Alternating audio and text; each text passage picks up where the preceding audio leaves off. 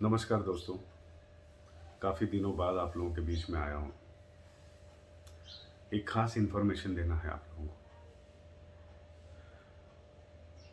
बहुत से मेरे दोस्त हैं या बहुत सारे मेरे पेशेंट्स हैं, उनका एक सवाल है इस पैंडेमिक को लेकर कि डॉक्टर साहब कुछ ऐसी दवा होए या कोई ऐसी दवा बताइए जिसके देने से ये बीमारी ठीक हो जाए। उनके कहने का मतलब है एक स्पेसिफिक दवा, एक खास दवा, यानी सिम्टम्स पूछना ना पड़े, सिर्फ वो दवा दे दो और वो पैंडेमिक खत्म हो जाए या उससे ठीक हो सके।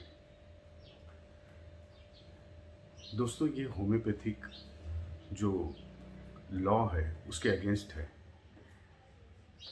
और बड़ा मुश्किल है ऐसे कोई दवा के बारे में कहना कि आप आंख बंद करके ये दवा दीजिए और इससे ये ठीक हो जाएगा।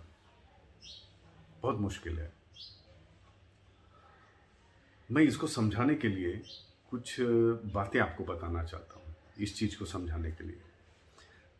देखिए, जब भी हम materia Medica, homeopathic materia Medica जिसमें दवाइयों का डिस्क्रिप्शन दिया होता है, दवाइयों के बारे में सारी इन्फॉर्मेशन दी जाती है, उस किताब में अगर हम दवाइयों के बारे में पढ़ेंगे तो वहाँ पे सबसे पहले तो दवा का नाम होता है, उसके बाद कॉमन नेम और उसके बाद होता है क्लिनिकल्स, फिर कैरेक्टरिस्टिक सिम्टम, उसके बाद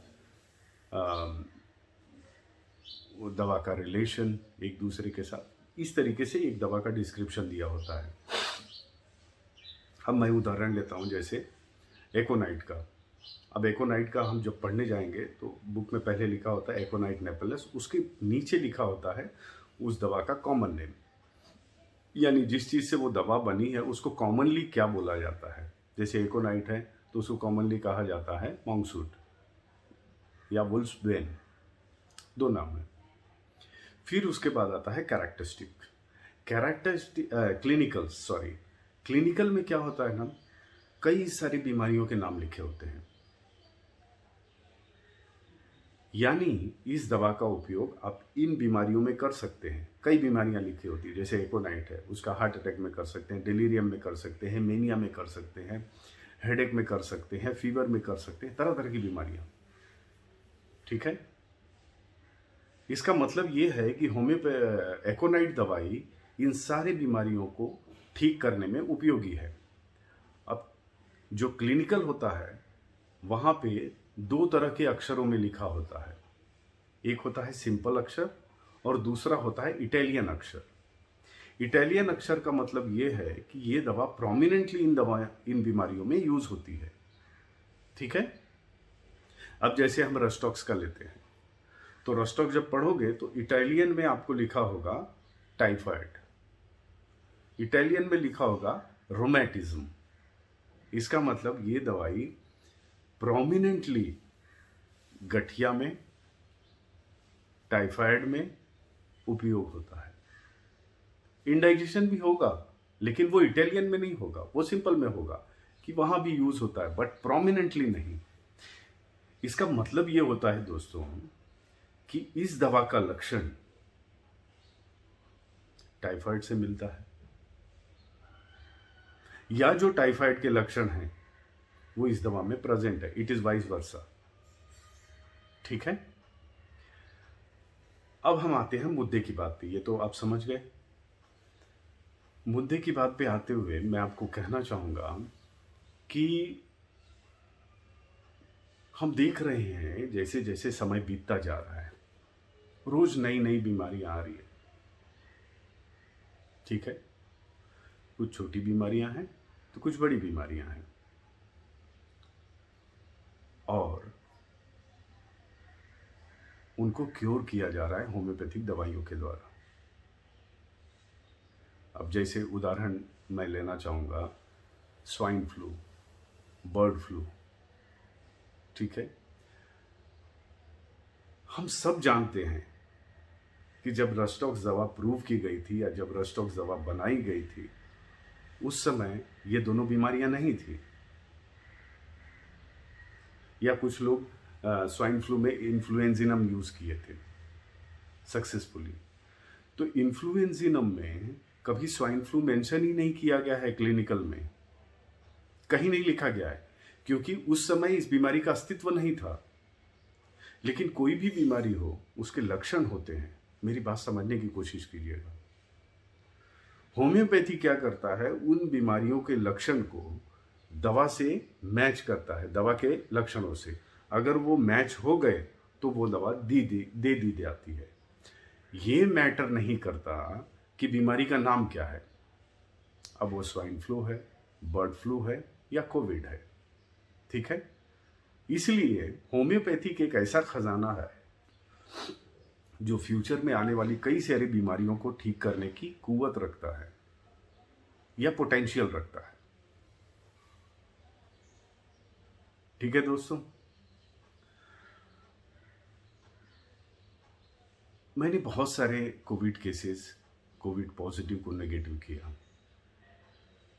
लेकिन किसी स्पेसिफिक दवा से नहीं। कई सारी दवाइयों का इस्तेमाल किया मैंने, जैसे आर्सेनिक, कैम्फोरा, रास्टॉक्स, ब्रायोनिया, नैट्रम सल्फ, नैट्रमूर, ऐसी बहुत सारी दवाइयाँ हैं जिनसे क्योर हुआ। मेरे कहने का मतलब ये है कि जो पेशेंट था उसके लक्षण जब नैट्रमूर से मिले तो नैट्रमूर ही कोविड ठीक करेगा। अगर उसके लक्षण बेलाडोना से मिले तो बेलाडोना ही ठीक करेगा। ऐसी कोई स्पेसिफिक मेडिसिन नहीं है, कुछ भी मायने नहीं रखता। सो मेरा मशवरा आप लोगों के लिए यह है दोस्तों कि कभी भी कोई पैंडेमिक आए या कोई भी बीमारी हो, अगर उससे ठीक करना चाहते हैं आप होम्योपैथी से, तो मेरा एक मशवरा है कि उस बीमारी का नाम आपको भ्रमित कर सकता है अगर आप नए हैं तो। जैसे अभी गठिया का पेशेंट आ गया, जॉइंट पेन का, तो तुरंत रस्टॉक्स या ब्रायोनिया में चले जाते हैं हम, क्योंकि ऐसा होम्योपैथी में बताया गया है। It's a type of shortcut, तुरंत शॉर्टकट लेना चाहते हैं हम। और हम ये दो दवाइयों से रिलेटेड ही क्वेश्चन पूछते हैं। हाँ भाई, आपको चलने से तकलीफ होता है या बैठे रहने से तकलीफ होता है?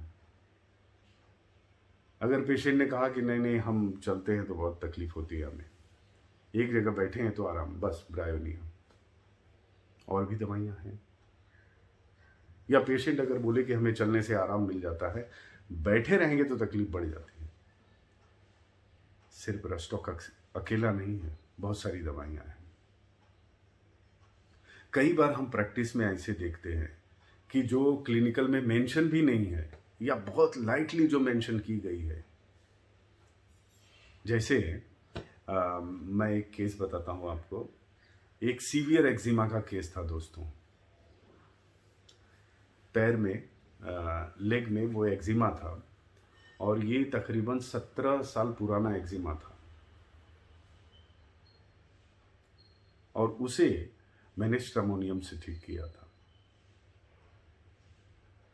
यू विल नॉट बिलीव दोस्तों कि वो स्किन इतना स्मूथ हो गया और इतनी अच्छी तरह से क्योर हुआ। जबकि एक्जिमा का आप स्ट्रामोनियम जब क्लिनिकल देखेंगे तो वहाँ प्रोमिनेंटली मेंशन नहीं है। हो सकता है स्किन डिजीज में हो उसका उपयोग, पर एक्जिमा प्रोमिनेंटली मेंशन नहीं किया गया है।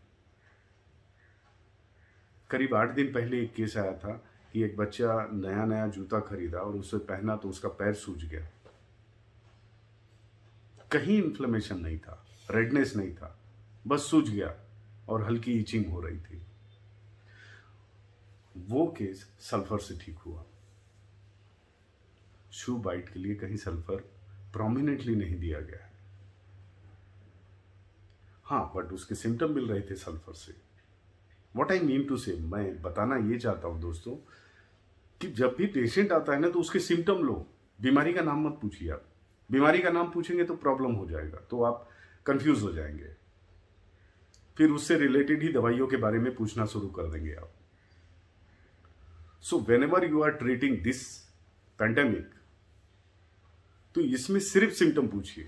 अगर किसी ने आपको कह दिया है कि आर्सेनिक इसकी पेटेंट दवा है तो आंख बंद करके आर्सेनिक दे देंगे, या कैम्फर इसकी पेटेंट दवा है तो आंख बंद करके कैंसर दे देंगे। हो सकता है कि वो नाइट्रोमोर का पेशेंट है, हो सकता है कि वो रोस्टॉक्स का पेशेंट है, ब्रायोनिया का हो, नाइट्रम सल्फ का हो, फेरमफॉस का हो, कुछ भी हो सकता है। सो यहाँ पे फेल होने के चांसेस अधिक हो जाते हैं। तो जब भी आप ये इस पेंडेमिक में आप चीज़ें ठीक करना चाहते हैं तो पूरे सिम्टम को लीजिए, पूरे सिम्टम। और आने वाले दिनों में हो सकता है कि क्लिनिकल में ये चीज़ें मेंशन हो कि ये दवाई स्वाइन फ्लू में भी उपयोग होता है, ये बर्ड फ्लू में भी उपयोग होता है, ये इबोला में इसका इस्तेमाल किया जाता है, ठीक है, या फिर कोविड-19 में इन दवाइयों का इस्तेमाल किया जाता है। ये हो सकता है और होगा ही। ठीक है दोस्तों, तो एक छोटा सा मैसेज आप लोगों को देना था। आज ये महामारी हमारे देश में या यूं कहे पूरी दुनिया में फैली हुई है और होम्योपैथी आई टेल यू बहुत मदद कर रही है। आप लोग कहेंगे तो कुछ केसेस इससे रिलेटेड मैं अपलोड करूंगा। मेरे एक दोस्त के बारे में भी मैं अगली वीडियो में आप लोगों को बताऊंगा जिन्होंने ऐसी इस पेंडेमिक की अवस्था में लोगों की मदद की है। ज़रूर बताऊंगा दोस्तों। जब कोई अच्छा काम करता है तो उसके बारे में लोगों को पता चलना चाहिए, और मैं कोशिश करूंगा कि कुछ ऐसे केसेस आपको अपलोड करके बताऊं जिससे ये भ्रम टूटे कि कोई पेटेंट दवा होती है। ठीक है, इससे रिलेटेड और भी चीज़ें मैं आपको बताने की कोशिश करूंगा अगले वीडियो में दोस्तों। आई होप ये इन्फॉर्मेशन आप लोगों के लिए उपयोगी होगा। Thank you very much. Take care, bye, नमस्कार।